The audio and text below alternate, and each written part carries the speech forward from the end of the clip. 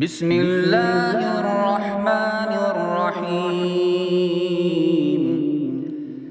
يا أيها الذين آمنوا اتقوا الله حق تقاته ولا تموتن إلا وأنتم مسلمون، واعتصموا بحبل الله جميعا ولا تفرقوا، واذكروا نعمة الله عليكم إذ كنتم أعداء فألف بين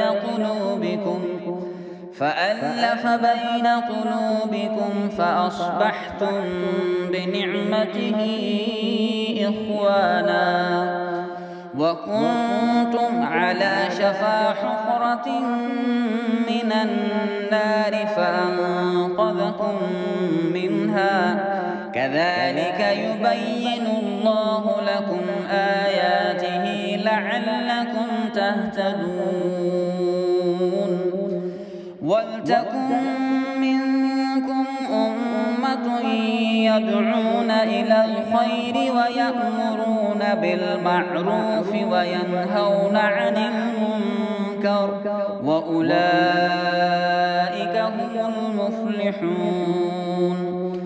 ولا تكونوا كالذين تفرقوا واختلفوا من بعد ما جاءهم البينات، وأولئك لهم عذاب عظيم. يوم تبيض وجوه وتسود وجوه، فأما الذين اسودت وجوههم أكفرتم بعد إيمانكم فذوقوا العذاب بما كنتم تكفرون. وأما الذين ابيضت وجوههم ففي رحمة الله هم فيها خالدون. تلك آيات الله نتلوها عليك بالحق، وما الله يريد ظلما للعالمين. ولله ما في السماوات وما في الأرض، وإلى الله ترجع الأمور.